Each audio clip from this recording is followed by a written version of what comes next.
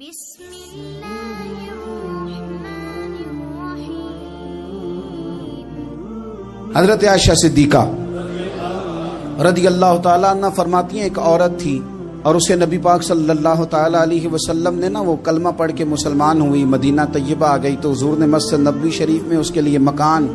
ایک سادہ سا کمرہ ساتھ مسجد کے بنوا دیا، وہیں رہنے لگی۔ اکثر وہ سیدہ طیبہ کے پاس آتی تو حضرت عائشہ صدیقہ رضی اللہ تعالیٰ عنہ فرماتی ہیں وہ بڑی باتیں سناتی اور آخر میں کہتی وہ ہار والا دن بھی بڑا عجیب دن تھا اور میرے رب کی قدرتوں کا دن تھا، وہ بھی بڑا عجیب دن تھا۔ سیدہ عائشہ صدیقہ رضی اللہ تعالیٰ عنہ ایک دن فرمانے لگی کہ تو ہار والے دن کا بڑا ذکر کرتی ہے، وہ کیا دن تھا؟ تو خاتون کہنے لگی اماں جی وہ دن تھا جب میرے رب پر بھروسہ اور مضبوط ہو گیا،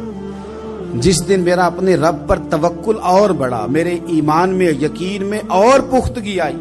کہنے لگی میں ایک گھر کی کنیز تھی، نوکرانی تھی، اس گھر میں ایک بچی تھی جس کے پاس سونے چاندی ہیرے جواہرات کا ہار تھا۔ اس زمانے میں چمڑے کے اوپر لوگ ہیرے جواہرات لگاتے تھے، کئی دفعہ سرخ رنگ کے چمڑے پہ لگائے جاتے تھے، وہ بچی پہنتی تھی تو کہتی ہوں بچی کے اس نے اتار کے رکھا یا اس سے گرا وہ ہار تو چیل اسے اٹھا کے لے گئی گوشت سمجھ کے اور میرے سامنے اٹھا کے لے گئی۔ گھر والوں نے مجھ سے پوچھا، یہ بخاری میں موجود ہے،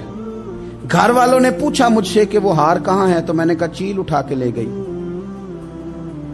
گھر میں کچھ چوری ہو جائے تو سب سے پہلا الزام کس پہ لگتا ہے؟ ملازمین پہ۔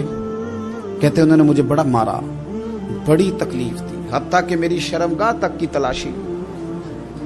میری عزت اتنی خراب کی میں بتا نہیں سکتی۔ میں نے اپنی زندگی میں ایک واقعہ دیکھا، ایک امیر گھر میں چوری ہو گئی، ملازم کو اتنا مارا کہ وہ چارپائی پہ پڑ گیا، پولیس والوں سے اتنی مار پروائی گئی کہ وہ بیچارہ چارپائی پہ پڑ گیا اور پھر وہ اتنا بیمار ہوا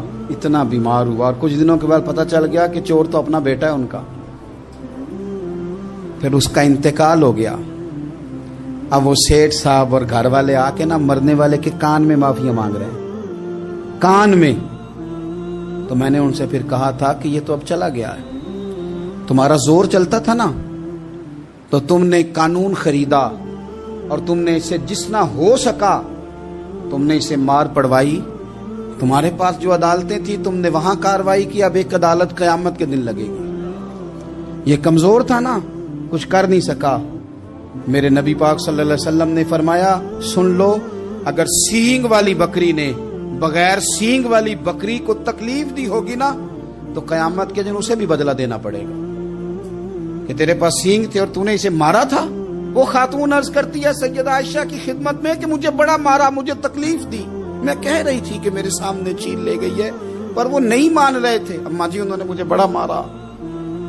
حضرت عائشہ صدیقہ کہتی ہیں پھر کیا ہوا؟ کہنے لگی اماں جی جب کوئی میرا مددگار نہ رہا، مجھے تکلیف دے رہے تھے، رسوا کر رہے تھے، تو میں نے اپنے رب سے مدد چاہی، میرے رب کی طرف میں نے توجہ کی، میں نے کہا مالک اب تو ہی میرا مددگار ہے۔ کہتی ہے وہ مجھے مار رہے تھے تو وہ چیل جو ہار لے گئی تھی وہی لے کے واپس آ گئی اور ہمارے سروں کے قریب لا کے اس نے جب اس ہار کو پھینکا وہ مجھے چھوڑ کے سائیڈ پہ ہوئے، وہ میری بے گناہی جان گئے، لیکن آپ کو بتاؤں اس دن سے میرا اپنے رب پر یقین اور بڑھ گیا۔ مجھے سمجھ آ گئی کہ جب انسان پورا ٹوٹ جاتا ہے اور جب کوئی چاروں جانب اس کا مددگار نہیں ہوتا تو رب تو ہوتا ہے نا، اللہ تو اس کا مددگار ہوتا ہے نا، وہ تو پھر اپنے اس بندے کی مدد کرتا ہے نا، پھر وہ تو توانائی دیتا ہے نا، وہ تنہا نہیں چھوڑتا، وہ تو آنسوؤں والوں کے آنسوؤں پہ بڑا کرم فرماتا ہے،